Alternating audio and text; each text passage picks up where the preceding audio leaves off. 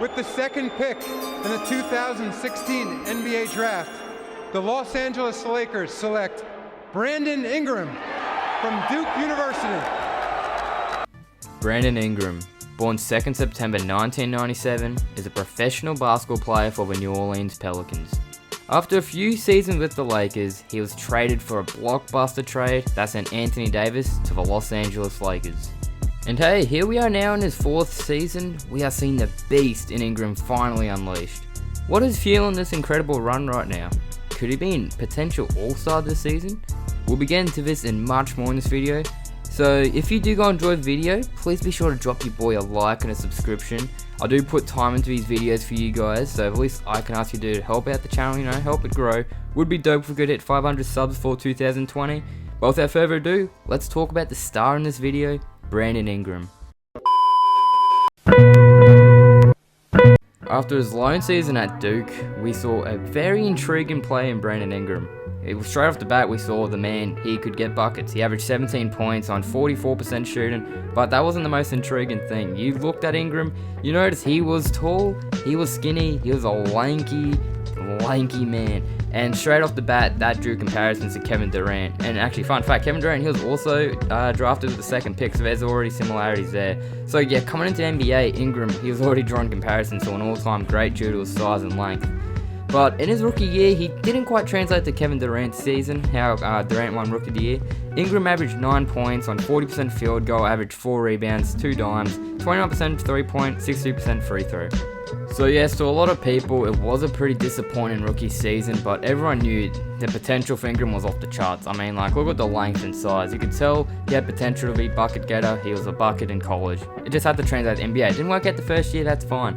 The 2nd season, he wanted to average 16 points, 5 rebounds, 4 assists. He showed a really incredible efficiency at 47%. Of course, last year he only shot 40%. His 3-point percent went up to 39%. His free throw though, still struggling, 68%. So straight off the bat, we saw Ingram. He's starting to translate to NBA level now. Averaged 7 more points, and he averaged career highs in actually in every other category. So we saw improvement. The 3rd season, he just keeps getting better. Averaged 18 points, 5 rebounds, 3 assists, 49% field goal. Once again, incredible efficiency. His 3-point did dip, went down to 33%. And his free throw always kind of struggled. He went 67% from the charity stripe. So every single season, we see Ingram getting better, and better. So when the Lakers acquired LeBron James, everyone knew they weren't going to ride out Ingram and Lonzo Ball with a superstar like LeBron. LeBron requires all-star talent. So LeBron got Anthony Davis, and of course Ingram, he was definitely going to be involved in that trade. He's probably the most intriguing piece they had. So now Ingram, he's now, you could say the big scoring option down in New Orleans Pelicans, especially now Zion Williamson out. And he is really translating those numbers. He's averaging career highs, 24.6 points a game, 7 rebounds a game, dishing out 4 assists a game, while shooting 49.1% from the floor. So once again, the efficiency is still there. 41% from 3 and 81% from the free throw line. And if you look before, I said the free throw, he did struggle with 62, 68, 67, according to my notes. So his free throws definitely picked up, and yeah, we are seeing an absolute killer in Brandon Ingram unleashed. And all these numbers are all up, except his field goal percentage, and it shouldn't come as a surprise. I mean, like I said before, Ingram, he's improving every single season. So when you're going to make him the main option on a team that's still trying to find its feet, it's a pretty young team, it's a rebuilding team obviously. He's still 22 years old, keep in mind, so the potential is off the charts for him, really. Who knows how far he can go. Will he be a Kevin Durant? Probably not. If he can, that's amazing. That means he'll probably be a Hall of Famer, but he's 22, he's averaging 24 points already. The potential's off the charts for Ingram. I can see a future All-Star easily. So yeah, now he's the main scoring option, like I said before. His usage rate has taken a really big climb, which is what you want to see. If a player has more of the ball, that means he's going to put up numbers. And not only is he putting up numbers, but he's doing it efficiently. He's averaging 24 points on 49% field goal. That is actually incredible. So he's having a career high in usage rate, obviously. When Zion Williamson comes back, will we see that go down? Maybe. Obviously, Lonzo Ball just came back from injury, so it might keep dipping down a bit, but at the time of this recording, he is getting buckets, and he's doing it very efficiently. So we're only 20 games into this season, so he just has to keep it up. I reckon he will.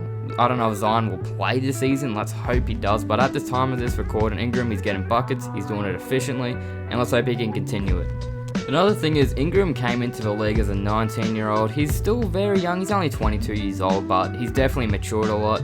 Coming into the NBA, he was super raw, like I said before. He took a lot of two-pointers, like very long two-pointers rather than three-pointers, and he wasn't a consistent outside shooter. Remember, he shot 29% from three. So he quite didn't know how to use that height to his advantage yet. But this season, I don't know if Alvin Gentry has really spoken to him, but he's put a lot more balance to his game. The percentage of shots from 10 feet to the three-point line has gone down to 27%, while he's now shooting a career high 31% of his offense is now behind the three-point line. So now he's really starting to learn, hey, I might as well take a step back. He's not shooting too, that's the most annoying thing, right? When a player always shoots long mid-range, just look at DeMar DeRozan, he shoots so many long mid-ranges, but Ingram is now finally learning, take a step back. He's now shooting a lot of three balls, and he's not a terrible three-point shooter, so that's really good. Obviously, the maturity is really kicking in there. And yeah, the decision making has led to a lot more efficient numbers. He's now hitting about 49% of those long twos, and 41% on his three-point attempts at the time of this recording. He's a three-level scorer, Ingram. There's not an area on the floor he can't go and get to work. He gets in the offensive way quicker now, and he knows what he should do with the ball. Once again, that maturity kicking in. He's averaging a career high in assists for a reason. If the shot is there for him to take, he won't be scared to rise up and shoot it over his defender, like a certain Kevin Durant. Well, he might just try and take big strides to get to a bucket. Once again, using that height to his advantage, he can drill mid-ranges over the small defenders, or he can take it to the rim. We've seen he's a very efficient player close to the rim.